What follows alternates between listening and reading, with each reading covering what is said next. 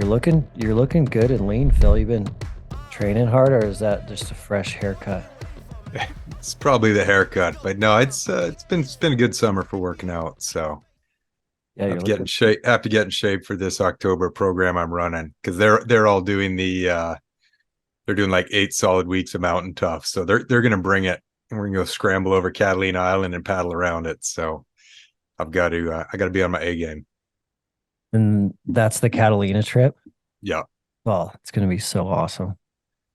yeah. I got to be careful not to say a whole lot about it because part of it is, hey, how do you train to lead through ambiguity? Well, you got to go in situations intentionally to practice it. So it's one of those they don't really know what they're getting into, and that's just the way we want it. Oh, that's perfect. Yeah, And Catalina in October is still pretty warm, huh? should be pretty good. Yeah, I think it's like high 60s, low 70s during the day, 50s at night. So pretty optimal. And you'll do kayaking and hiking, right? Yep, yep. We'll go right through the entire south and north, and then we'll go down the east side of it uh, in kayaks. So That's awesome. everyone's got to bring back one great white shark to that's their buyout for the trip. There's so many sharks there. That'll keep people on their toes, though. All right, so it's three after. We're gonna go ahead and dive in. I'm sure a few others will join this live in the next couple minutes, which is fine. But in the respect of time, we're gonna go ahead and start. So welcome to Mountain Tough Live Q&A. This is our first one that we've done, and we're really excited to do these live Q&As. We're here for you guys and all of our customers in the Mountain Tough community, and we love seeing you and answering your questions where we can help. And we have a lot of folks asking questions through the app, which is amazing.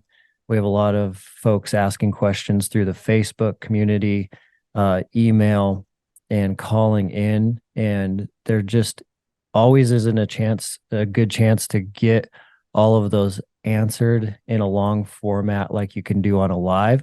So that's why we set these up so that we could spend more time with you and dive into your specific questions. So we want to see your questions get answered, and we are here for you guys.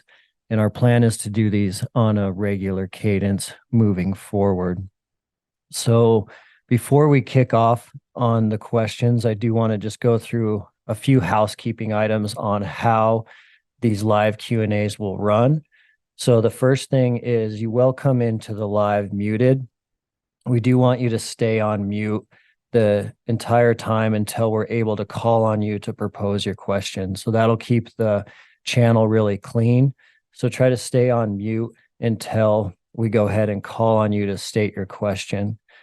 The other thing for a housekeeping item that's important, we're using Zoom tonight. Zoom has a couple features, and it can be slightly confusing. What we want you to do is we would like you to type your question into the Q&A feature on the bottom of your screen. So one reason that is confusing is Zoom also has a chat feature. The chat feature is not what we want you to use to propose your Mountain Tough question. So you'll see the Q&A feature to the right of chat. We want you to use Q&A. If you already know the questions that you had for this evening, you can go ahead and start typing those in now, and we will be going through those and then calling on you to get your question answered. So just important note, make sure that you're using the Q&A feature, not the chat feature at the bottom of your screen.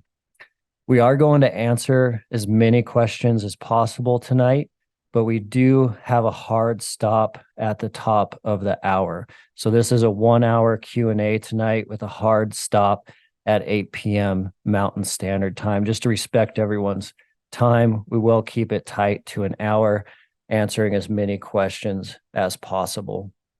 We are going to be doing these on a regular cadence. So the live Q&As will be happening more on a reoccurring basis now. in every live Q&A will have a different theme. So, for example, next month could be nutrition, or maybe next month is more around spiritual development, or maybe it's a programming specific month. So every different Q&A potentially is going to have a different theme. We might go into physical therapy and injuries, or maybe it's just a hunting specific evening. That said, sometimes these will be myself and Sarah from our team, or they might be myself and Brian, or Tom, or Donnie from the team, depending on the subject matter of the evening. So this month, tonight, this Q&A is focused on mindset and mental toughness. So Phil Kornachuk is with us this evening, and Phil is the director of mindset for Mountain Tough. So hopefully you've had a chance to dive into the Mountain Tough app and check out the Mindset 1.0 program and the Mindset 2.0 program. So Phil worked with us over the last couple of years to develop mindset specific curriculum. So we are a fitness app for the dedicated, but there are programs in the app where they're not necessarily workout programs, but they are mindset, mental toughness, curriculum-based programs. And Phil helped us develop those. So Phil is with us tonight to keep this evening's conversation more focused on mental toughness and mindset. That is the theme for this evening. That said, we are completely happy to dive into programming questions as well, but the overall theme for this evening will be more around mental toughness. If you haven't gone through Mindset 1.0 or 2.0, that's completely fine. Please just let us know your mental toughness specific questions. So diving in and getting ready to start, make sure to type your questions into the Q&A feature. Once we go ahead and call on you to propose your question, what we would like to do is we will take you off mute, or you can unmute yourself at that moment, and then you're able to state your question with more detail and go into depth on your question. And then either Phil or myself will dive in and give you the best possible feedback we can. And lastly, before we go ahead and dive in, this call will be recorded. And the reason it's being recorded is we will post this later on as a Mountain Tough podcast. So this will be a podcast later on that you'll be able to watch if you didn't make the whole thing, or if you want to hear that answer again, it will be available as a podcast. So before I start, I will hand over the mic just for a second to Phil. And Phil, just see if there's anything you want to add before we dive in tonight. No, appreciate that, Dustin. Hey, first off, I just want to say thanks to all of you. I know everyone's got a lot going on, but just the fact that you're taking the time out to link up, connect with the community, and work on building yourself, and you're also going to end up building each other up. I really appreciate that, and excited to kind of see what you all think or have with respect to the topic tonight or not. So it's good to see y'all. Appreciate you. Thanks, Phil. Appreciate it. All right, so we're going to go ahead and dive in. I'm having just a quick tech issue on viewing the questions through the Q&A. I know others in the office see them. So we are going to go ahead and start the first question with John Helton. John, do you want to go ahead and unmute and let us know the question you had for this evening?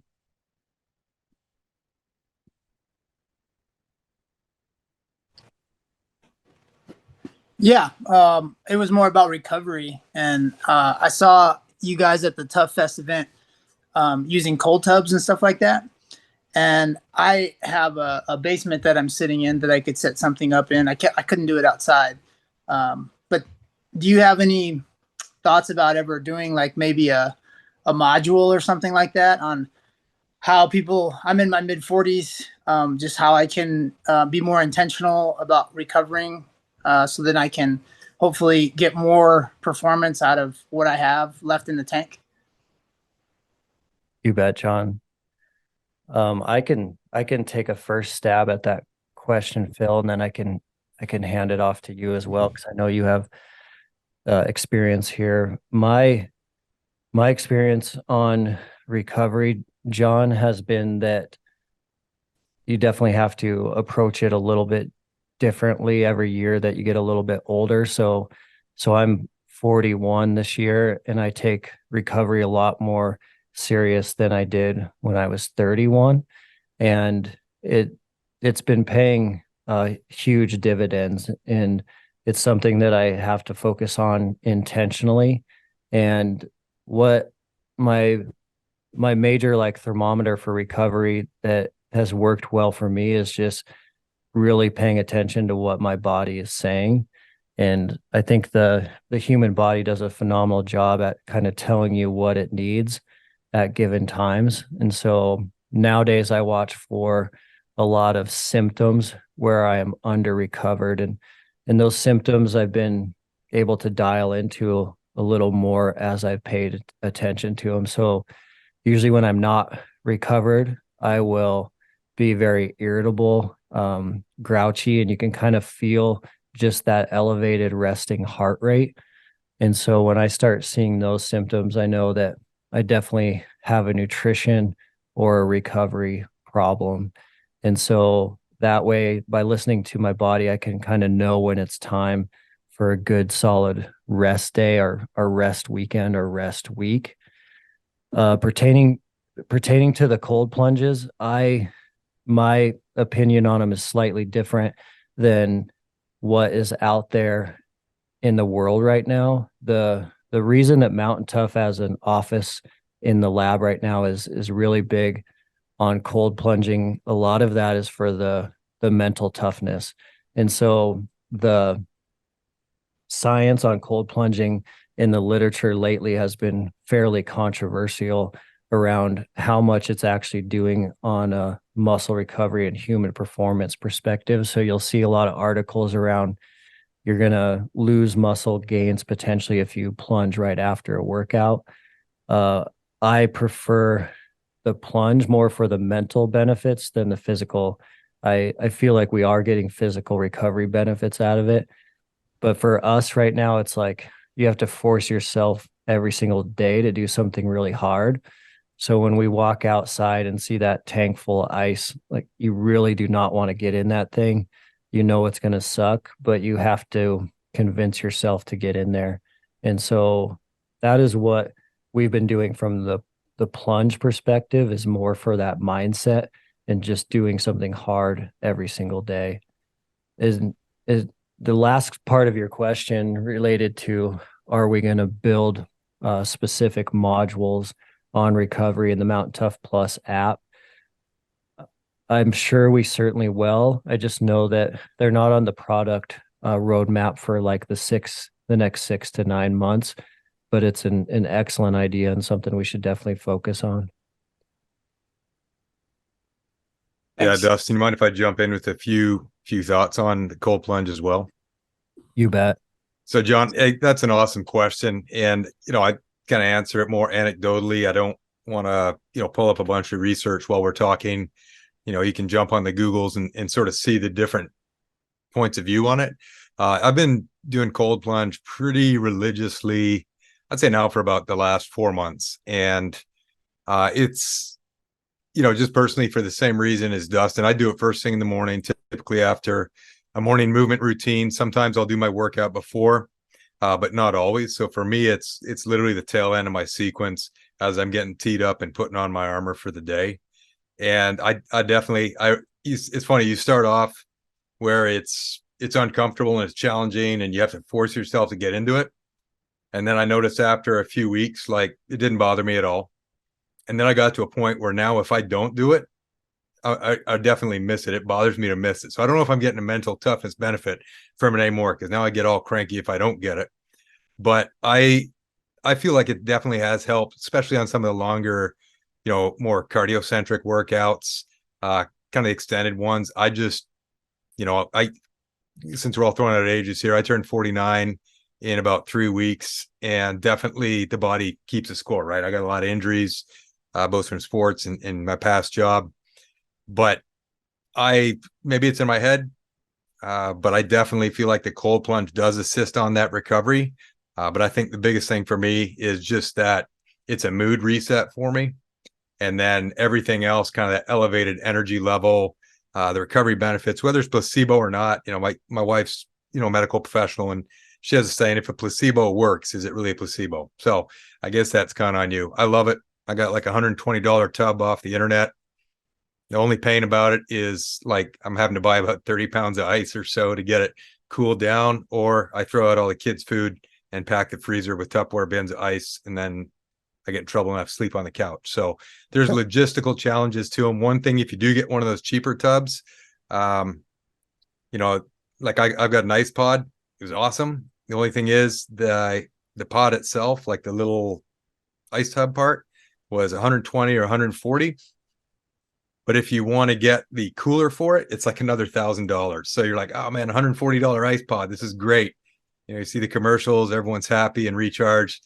And then you're like, man, if I want to keep it, it's 100 degrees today, my ice pod's probably about 85 right now. Now I'll get it down to the 50s tomorrow morning, but I'm paying like $20 an ice for that. So, or like I said, you got a dedicated deep freezer. But after elk season, that doesn't work anymore because now it's full again. So these are the problems we have to deal with. First world problems.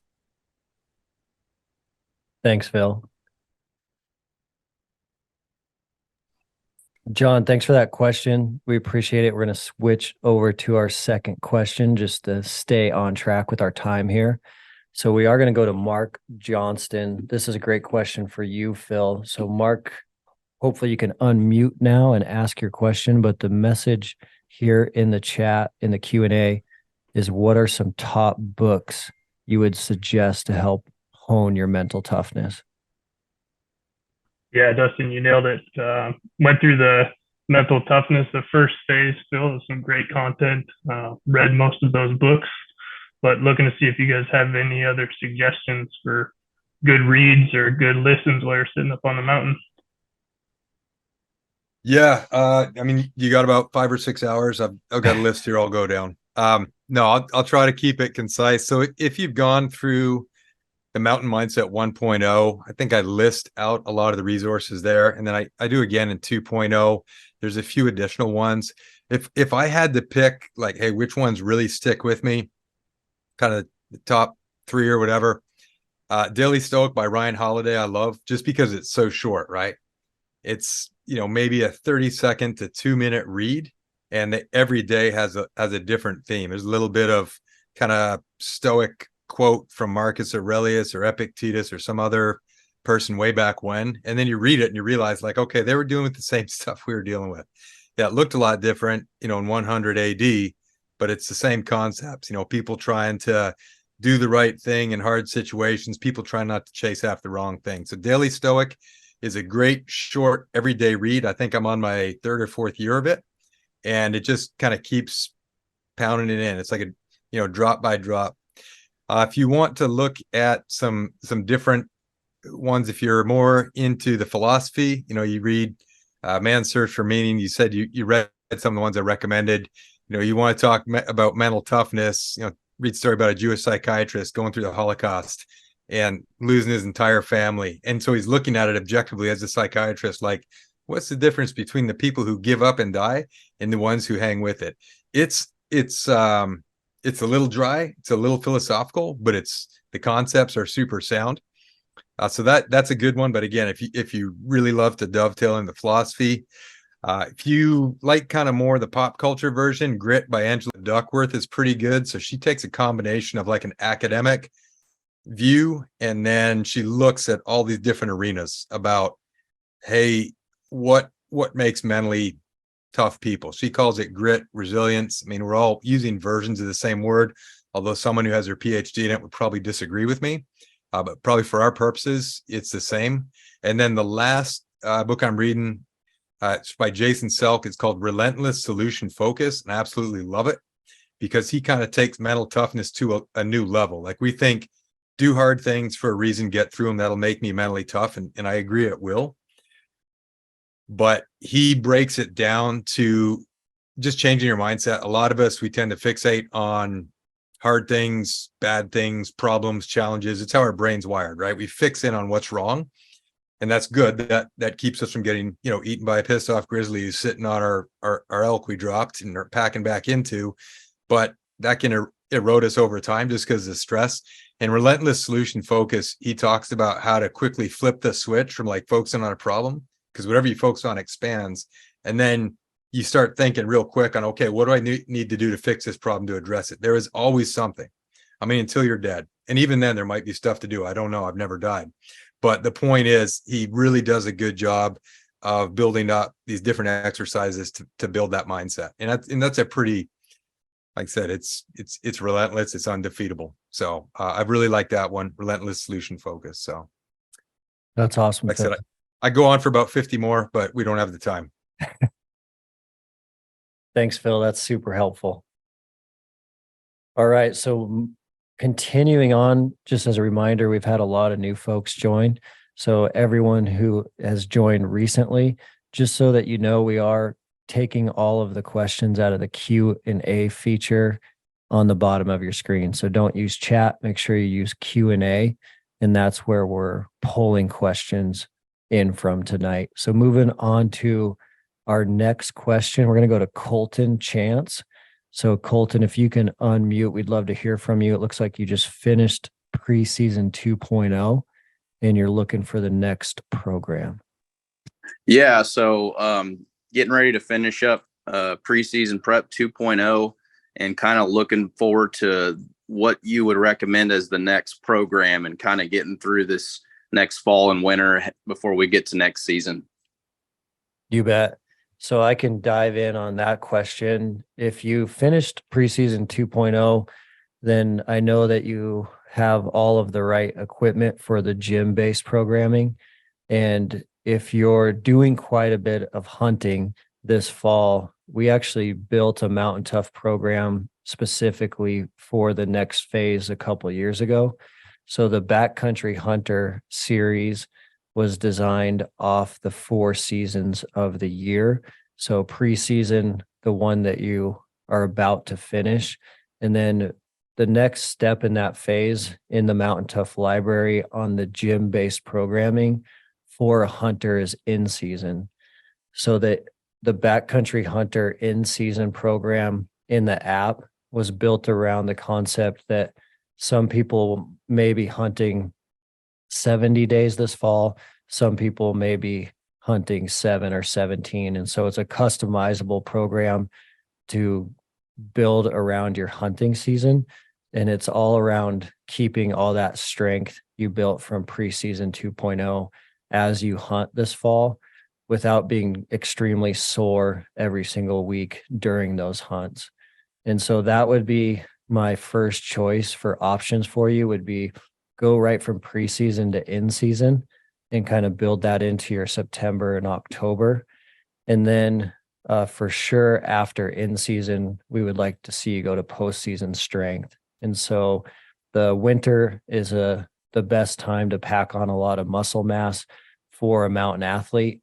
That way, during the fall and winter, after hunting season, you can rebuild and increase that whole strength foundation.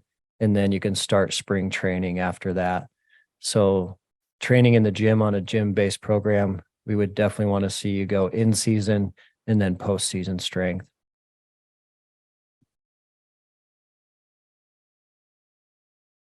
Awesome. We're going to continue on. Thanks for that question, Colton. We're going to dive into the next question. And this one will be a good one for you to take a stab at, Phil. And so this one is from Lance Milstead. Lance, hopefully you can unmute and add more depth to this question. But I love the question, and it's around injuries and mental toughness. At what point can you grit it out? And at what point can you not grit it out when it comes to being mentally tough over injuries?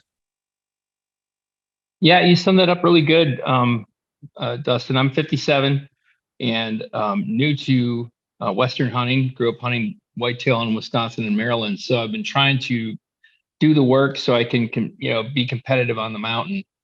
I've had 2 reconstructed knees, both the right and left. And 6 weeks ago, while I was hiking, I re-injured my right knee. 4 weeks before we were going to spend a week in the Pacific Northwest hiking. So my wife wasn't very happy.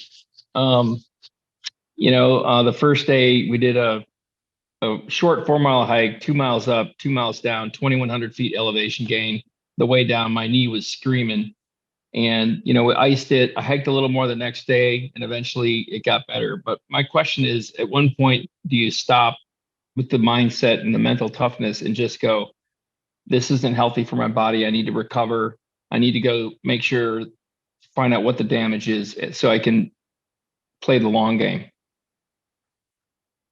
Lance, that's an awesome question. It's one probably a lot of us in this room have wrestled with. I know I have a couple hundred times, and I think it's good though, right? Because strengths can be weaknesses and vice versa. So mental toughness, when it goes to a point where it becomes just obstinate stubbornness, even when it's with ourselves, it can be destructive and harmful. I actually did a talk, for the team. That was a couple months ago, but it was about the fine line between hard and stupid. Coming from the military, we used to talk about this a lot. Hard is you might be injured, but if you're on mission, it doesn't matter. I have to push through. I have to accomplish this. Failure is not an option. When you get in those situations, if you're in the back 40 and you dislocate a hip, you sprain, you have some massive injury, like nobody cares. You have to suck it up and get out or do something. That's not an option there. That's being hard. Stupid is, for example, I've got blown out shoulders, is when I'm working out, and I'm older and smarter now, so I know when I start to tweak it. And if I just put my head down and go, it just hurts a bit, I'm going to push through. I'm going to put on some more weight, try to impress someone for whatever reason. Like I've got 8 kids. I have no reason to impress anyone in the gym anymore. But, stupid is that voice that goes, yeah, keep pushing, keep going harder when your body's giving those warning signs. I think Dustin made such a great point about the body keeps a score and the body communicates with us. You're getting that overtraining, you're fatigued, you're cranky, you're not sleeping well, things are sore. And, you look at the preseason 2.0 workout and you're like, I'm going to do it. Like, I don't care how I feel. I'm just going into it. You're starting to get on that thin ice. Right. And knowing that's a really hard line to tell you where that is, because some people you go, hey, if it's hurting, back off. Well, they're hurting because they're muscularly sore from a challenging workout. It's part of that progressive loading we're doing to get them in shape. That's a different kind of hurt. When you're talking about dislocated knees, things, like tears, stuff that you're like, this isn't right. It's swollen. It's not going away. It's not getting better with rest and time. To me, that's where you take the smart lane and, hey, have a professional check it out. Listen to their advice. And I used to like to get a couple different medical professionals' opinions. And the reason being, in my last line of work, again, injuries were very common. And if you go to a medical provider and they give you a very conservative assessment and they want you to not move at all for like 3 months and just marinate, to me, I'm like, let me talk to someone else, because you can always do something, right? I've been, I had my Achilles rebuilt about 2 years ago. And yeah, I didn't do a lot of running, rucking, mountain climbing, but I sure as hell got good at swimming. My upper body, my core, everything else built up around it. It would have been easy after 6 months to be like, hey, I'm going to go run the ridge. And I might have been able to do it once, but it would have set me back for years. But I did have some doctors were like, no, you shouldn't do anything at all forever. And I'm not saying that was wrong. I'm just saying I got a few different opinions. And then I sort of balanced them out and went with the one that most made sense for, where I wanted to be. Because I did have some were like, hey, these things are off the table. You're going to set yourself back, but this is what you do to build up forward. So again, that fine line between hard and stupid, between hurt, like muscle sore, and injured, like, hey, this is something that's serious. I always hesitate to prescribe to folks where they're at, because you're the expert on you. But the fact that you're asking that question tells me you're probably in the ballpark and sort of know what your next steps are. Yeah, I am. You kind of answered it the way I thought you would, but I thought it would be helpful for the community as well, because I think you and I are probably not the only people that have fought through injuries. So thanks so much for the time to answer the question. Appreciate it. Yeah, great question. Appreciate it, Lance. Thanks, Phil. Thanks, Lance. That's a great question. Definitely one that comes up over and over again. Shifting gears, we're going to go into Jaden's question. Jaden, this will be another good one to have Phil start with, and then I can add on there as well. But if you could unmute, it looks like you have a time management question around getting enough sleep and just getting enough stuff done.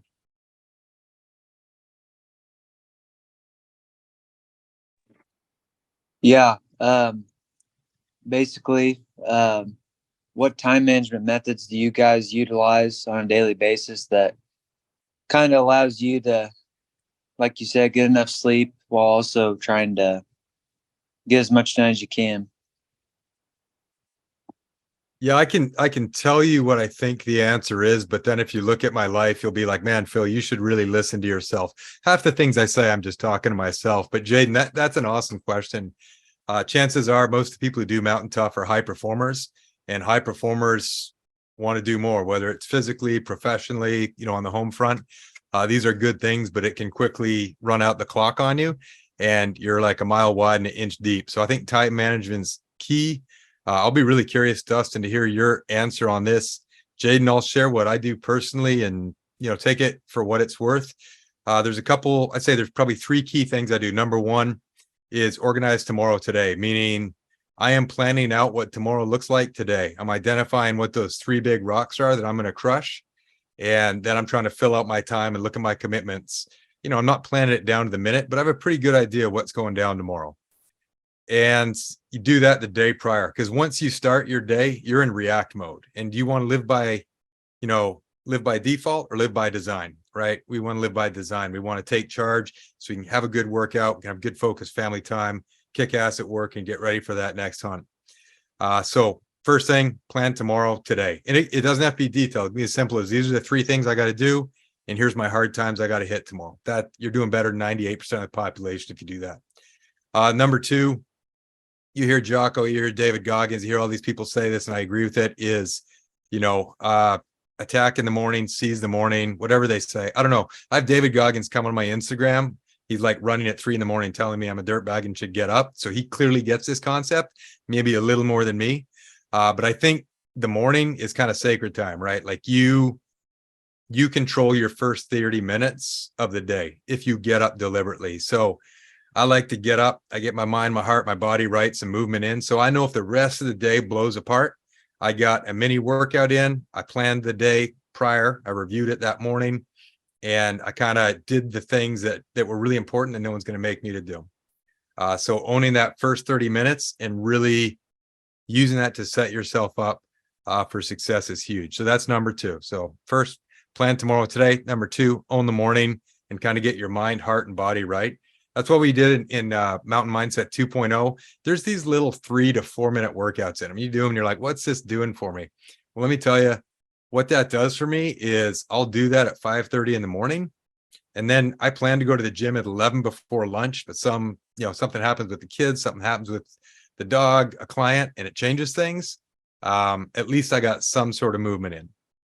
The last thing I'd say, and this is me personally, is I like to break my day into 25 to 30 minute chunks. It's called the Pomodoro planning method. It was started by someone more creative and smarter than me. But bottom line, it goes, hey, I'll set a timer. This seems ridiculously short until you do it. At least, I easily distracted, a lot of stuff going on around me. And I will laser focus on something for 25 to 30 minutes. No distractions, whatever it is. Empty my email inbox, planning my workouts for the next week, doing something completely undisturbed. After 25 minutes, I get up, I walk away, and for 5 minutes, I literally try to be unproductive, just to empty my brain out. And then I recock, I come back into it. I'll do that for the morning, take a good break for lunch, repeat it in the afternoon. So I break my day into small chunks where I really hammer. And then I set a boundary at 5, today being the exception, come on Pacific time, at 5, hey, work is done. What's done is done. If it can't get done after that, then that's just on me. But those are my 3 things. Organize tomorrow today, own the morning, and then break your day into small manageable chunks with lots of breaks, whatever that looks like. But Dustin, I'll punt it over to you and see your thoughts. Yeah, that's awesome, Phil. That's super helpful. And I certainly echo a lot of those things. And I echo that my time management skills are not excellent, but I've learned over the years things that work for me and things that don't. and I definitely continue to try to get better every day and every year. And there's some big things that have aided me in that kind of challenge to get better every day and every year. So I'm a creative, big picture thinker, and so I usually am not focused on time management. And because of that being my personality type of uh, like a visionary personality type, the the things that I've noticed that have changed the game for me would be two things. One is just realizing that for me as a human, we're just terrible at negotiation. We literally can't negotiate with ourselves. And so, for example, the way that I typically would phrase that is if the alarm clock goes off at 5 a.m. for a 5 a.m. workout, and you start that negotiation in your head around, should I get up or should I sleep for 10 minutes? Or maybe I can go at 6, or maybe I don't really need to go today. As soon as that first sentence of that negotiation starts in my conscious, the game's over. Like it's very rare for you to out negotiate your own self. And I learned that several years ago.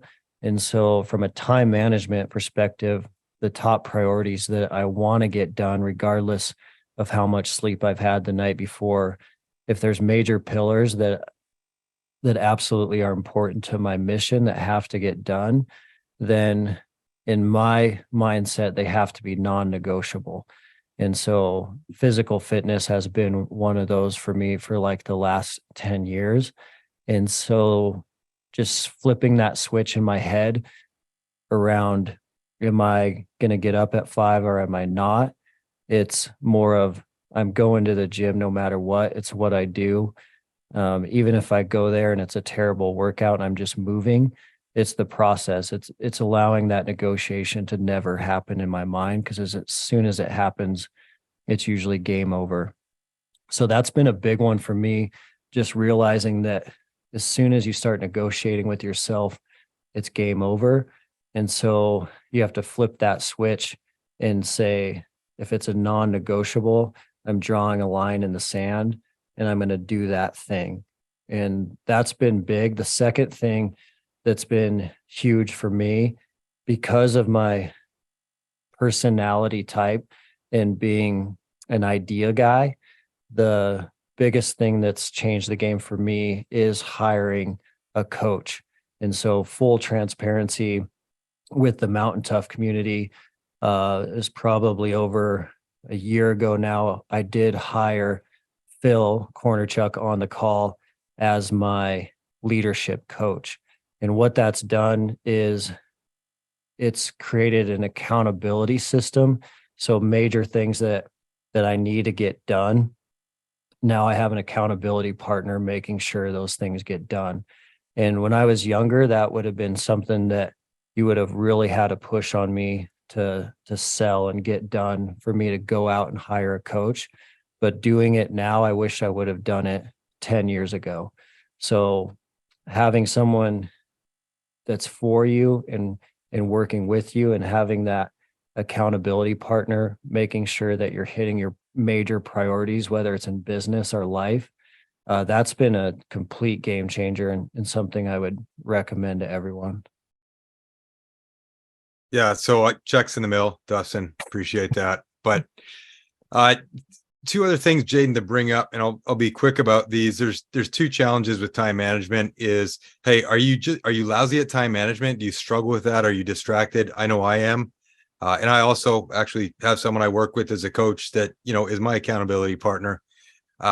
Number two, so that's one side of the problem. Maybe you just suck at time management and are easily distracted. Again, guilty right here.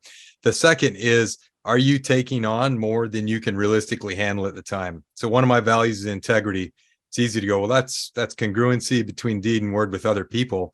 But I begin applying it to myself. And Dustin, you triggered this with your talk about negotiation, with ourself. And to me, integrity is like, hey, am I writing checks, when I plan out my day, that there's no way I'm going to be able to cash them? Am I planning like 34 hours of work in a 24-hour day? And I should, by the way, rest and recovery is important. So at least 7 to 8 of those hours should be on my back. And so I think just taking an honest look, being like, hey, I'm training up for the Ironman, but I also have this epic hunt I'm training up for, and I got a strongman competition. I'm trying to get my PhD, and I've got 7 kids, or whatever, and just going like, wait a second, what are my priorities in life now? I'll tell you now, as a dad of 8 with a wife in med school, my priorities are very radically changed, and I've had to let some stuff go to where that's not a 2-hour workout. Some days it's a 20-minute workout, but I never ever miss it. So just looking at, hey, what are the non-negotiables and what's extra, and just kind of, maybe it's not the right time for it now. But yeah, I appreciate it. Thanks, Dustin. And Jaden, awesome question. Thanks, Phil. Thanks, Jaden. Awesome question. We're going to continue moving on in respect of time. And so a few more new participants jumped on. Just as a quick reminder, in these final 20 minutes or so, make sure you're getting your questions in the Q&A, not the chat feature of this meeting. So we're pulling these questions out of the Q&A feature, and make sure you get them in there. Keep popping those in there. These are great questions. And if we can't get to them all in this hour time cap, we want to see these questions in here, because then we can also have the ability to follow up to you directly. So make sure your questions get in there. We did just have a housekeeping question drop in there that I'll answer now. Is this session going to be uploaded to the app? Yes, it is. We are recording this session so that we can upload it into the app as a podcast. So you will see that coming in the future. The full recording will be posted. And so moving on to our next question, we're going to go to Jeffrey Otto. Jeffrey, you have a good mental toughness question. You can go ahead and take yourself off mute. But the question is, what's your process to reset your mental toughness if you've drifted to get back into the groove? Jeffrey, can you go ahead and pose your question to the group, please? Yeah, guess just to paraphrase, you pretty much asked the question for me, but sometimes it seems like sometimes I get on some of these long training sessions and it just gets to be pretty monotonous and dragging along. Sometimes you kind of slip out of the mental groove of why you're doing it and the reasons that you're doing it and how to stay doing it. It seems like it just gets pretty tough over time. So just, I guess, asking, what are you guys' process for resetting that, and how do you guys do it? Bill, I'll let you go first on that one. Yeah, no, that's a good question, Jeffrey, especially when you get some of the longer programs like, preseason 2.0, where you're looking at 16 weeks and they're not easy workouts. First off, I think just acknowledging like, hey, we're human, so this is going to happen. Your interest, your energy is going to ebb and flow. So, when you do have, a period where you're like, I'm just kind of burnt out, not beating yourself up about it, recognize it and go, okay, so what can I do to reset? I think remembering kind of, hey, why am I doing this is always key. I literally, I write notes to myself all the time, because I know in the moment, I will get kind of, frustrated or tired or burnt out and be like, okay, hey, wait a second.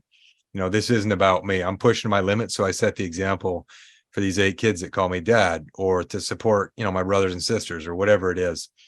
So just kind of retying back to your purpose, and also just reflecting on like, why are you doing these hard things? You're probably not doing it just because you want to feel pain for an hour in your garage gym. You're doing it because you want to be someone different than you are now. And when you feel fatigued, when you feel burned out, a lot of times that's old you going, hey man, I don't want to change. Like, this is tough. I want to change if it's easy, but I don't want to change if it's really like, come on, we're getting to that crux. Dustin mentions going to the gym sometimes when he doesn't feel like it, which Dustin's had happen at least twice in his 40 whatever years of living. That's probably about it. But no, I mean, what I love is, he's like, hey man, sometimes you just go and you do it. You do your best now. It's one of the kind of things I write to myself every day. I, kind of keep a log of what's going on in my head and my life. you know, what my wins are, what my losses are, and what I'm learning from, the first thing I'll put is do your best today.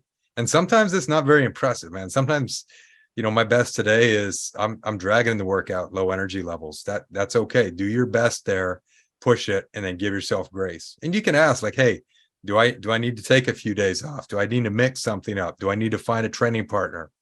Do I need another program? Those are all okay things. What's important is that you keep stepping and you remember it's hard because you're becoming someone different, and that's good. So Dustin, I'll pause there, man. That's awesome, Phil. Thank you.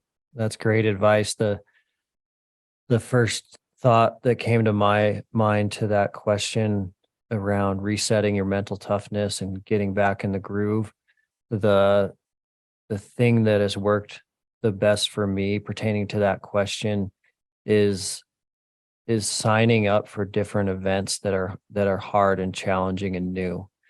And so when I get in a training rut or kind of a mental rut, the hack that has worked really well for me is signing up for these things that push my limits and challenge me. And so for a long time, when I felt that coming on, you can feel it definitely in the gym where your workouts don't have the intention that they had or should. And so when I feel that, historically, we used to sign up for like a half marathon, or ultra marathon. And it was amazing how well that worked. It was like the day that you hit submit online and paid your entry fees, everything started to change.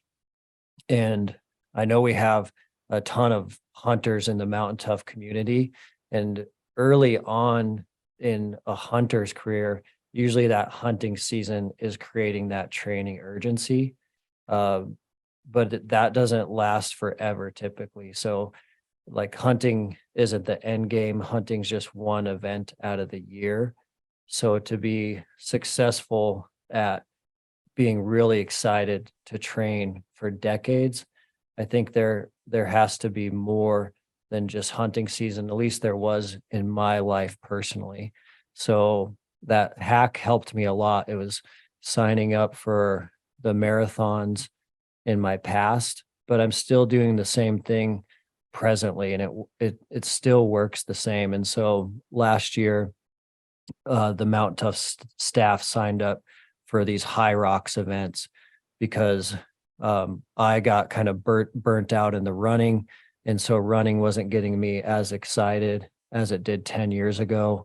There's this new event that's combining like extreme strength with extreme cardio, and they test you at both of them at the same time. It's called a high rocks, and they were getting really popular. Same thing happened. We sign up, put that on our calendar. As soon as it's on your calendar, even if it's 9 months out, that training intensity, that kind of excitement to be in the gym changes instantly.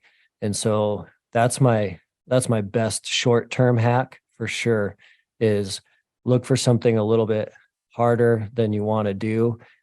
Look for something new, and that can definitely change the game. Long term, though, I think you have to do what Phil said, and that is kind of tie everything you're doing into your identity. And as soon as you tie it into your identity, then you'll feel a mental difference typically right away. And so, are you doing this just to have a great hunting season? That's usually short-term fuel that's not going to last for decades. But if you're doing this to be a great dad that's there to protect and provide and stay healthy and hunt and hike with your kids and maybe even your grandkids, switching it to an identity like that usually is that kind of 10 or 20-year fuel. Awesome. Thank you. I appreciate that. Yeah, thanks, Jeff, for that question. Thanks, Phil. Moving on, we're going to get a couple more questions answered here before the end of this call. We got about 9 minutes left. I'm going to go to Carol. Carol, you have an awesome question. We'll throw it to Phil right away. And the question here, Phil, is what would you say is the biggest difference between mental toughness in the military and mental toughness in civilian life? Carol, if you can unmute and add more context there, that would be awesome. Yes. Hi, everyone. So I was a student in Phil's class when he taught at Emerge School, and now I'm signed up to join the Marine Corps. And I have my PT test for NROTC at the end of the month in September. And I'm trying to figure out how to mentally get ready for the difference between civilian life and the military, because I've always studied everything you guys have, and I'm really interested in it. And I try to carry it through civilian life, but I'm still balancing how I'm going to make that transition. Carol, that's an awesome question, and good to hear from you again, and congratulations and thank you for signing up. That is awesome. I would have been a Marine, but I wasn't tough enough, so I went to the Army. Wasn't smart enough for the Air Force. So go you, no surprise there, Carol. In my opinion, mental toughness is universal. It's a principle, meaning the people I knew in the military who were mentally tough were mentally tough in other capacities. And when I see civilians who exhibit, like Toughness was a great example. There was people there pushing past limits, pushing past discomfort, being vulnerable. I mean, on all these different levels, it's the same muscle, it's the same tool. It just manifests differently in different areas, right? So, I know you've hunted. I've seen pictures of some of the bulls you've taken down. That required a lot of preparation, a lot of dedication, a lot of focus and training. That's mental toughness. That same muscle that you built, years ago in other arenas is going to apply to when you're in boot camp. People fixate, I think, on the military. You hear stories about folks in these really hard times, soldiers, Marines, airmen, sailors, whatever they may be. And they do impressive things because they're doing it for a higher purpose. They're doing it for others. It's extreme situation. And you see mental toughness in a really high stakes environment. And it looks different because the environment's different, right? It's a life and death situation. The reality is it's the same muscle. It's just being manifested in a different parameter. When I see someone mentally tough, in civilian life or as an athlete or in business or in sports, like the mentally tough people there I see, and yeah, it looks different, on the football field. It looks different in the boardroom. It looks different when you're trying to corral, a bunch of 3-year-olds on meth, but like it's that same mental toughness of they're doing it for a higher purpose. They're doing the steps, they're checking their emotions, they're pushing through discomfort. So it's the same muscle in the military. It manifests differently because you're going to be different, doing different things. You're going to be in different environments.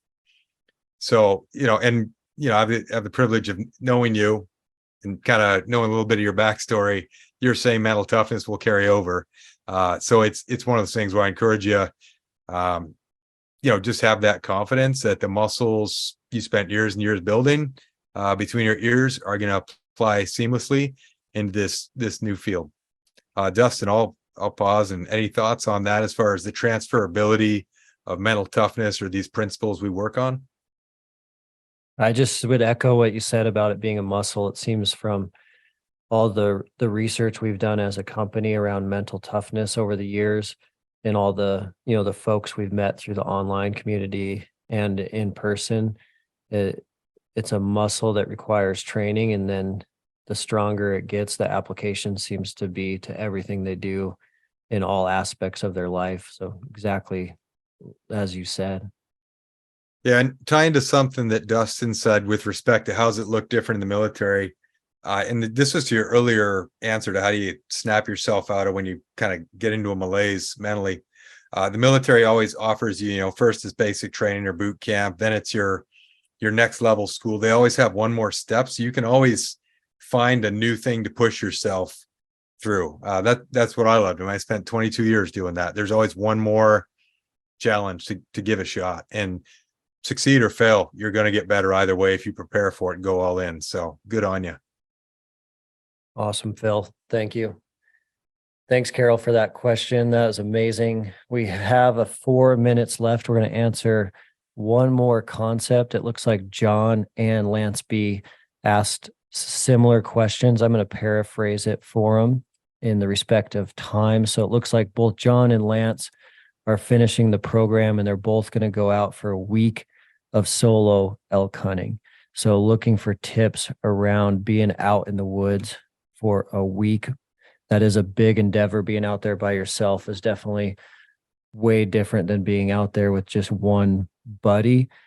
I'll dive in with my comments and then hand it over to you, Phil, related to that question. And so I love that question because I grew up in Montana, and my dad came from a family of 9, and so I had 7 uncles on that side, and all we did was elk hunt my whole childhood. And then that turned over into college and adult years. So you're always around these groups, elk hunting.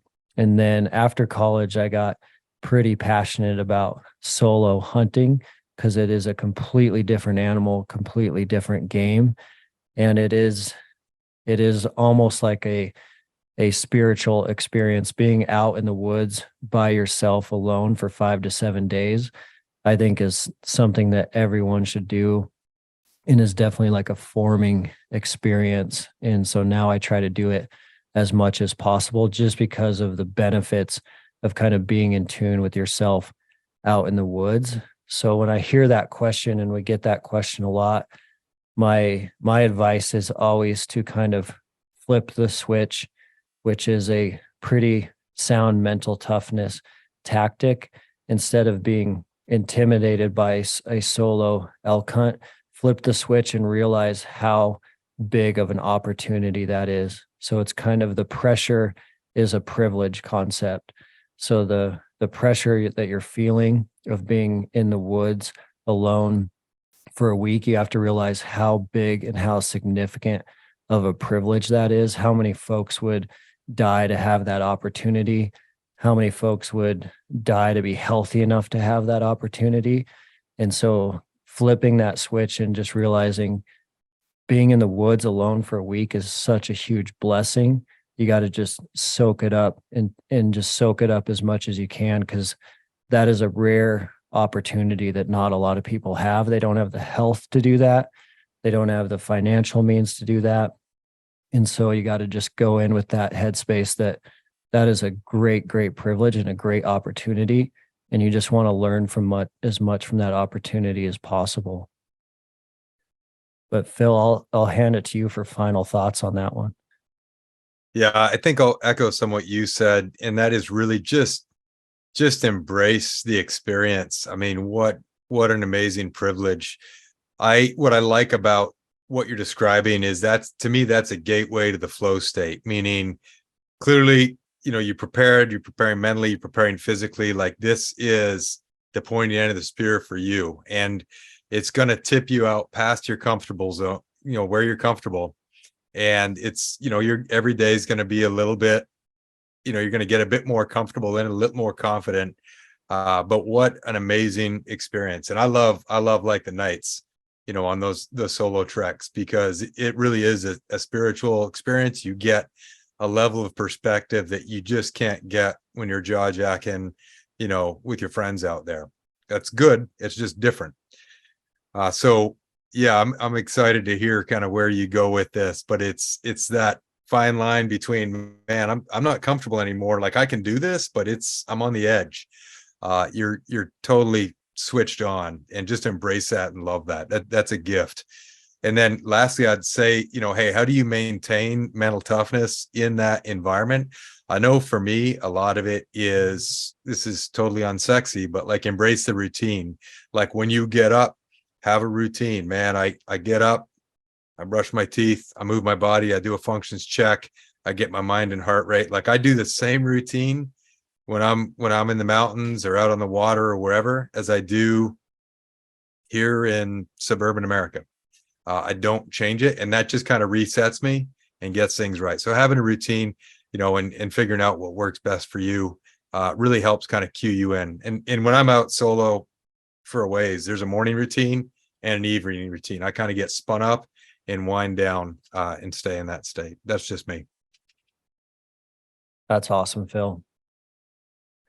Thank you so much. And in respect of time, we are going to move forward with the hard stop at the top of the hour. So that was our final question for this evening. Just want to echo a few things in closing. If you still have questions, go ahead and add them to the Q&A feature now. That would be awesome. That gives us a chance for either me or Phil or someone from the team to reach out to you personally, give you a call, and we can get some of those questions answered. We love you guys. Thanks so much for being here. We love seeing you, seeing your faces, and answering as many questions as possible. If you have other questions for Mountain Tough, definitely get them in the app, get them to the support@mountaintough.com. Call us anytime and we will get your questions answered. And then thanks for just taking the time out of your evening. We know it's super late for a lot of you around the globe tonight. So thanks so much for being here, being part of this community. It is a special community and you guys make it. So thank you. Last couple things, we will post this, so keep an eye out for the recording. It'll go into the app as a podcast. You'll see some announcements over email when that happens. And then final thought is just make sure you know that we will be doing these again. It's most likely going to be on a monthly basis, but we will be doing them regularly. So you'll have future opportunities, and we'll be here for you guys answering as many questions as possible. And each month or each event will have a different theme. So thanks so much. We love you guys. Have a great night and keep crushing it out there. Yeah, appreciate you.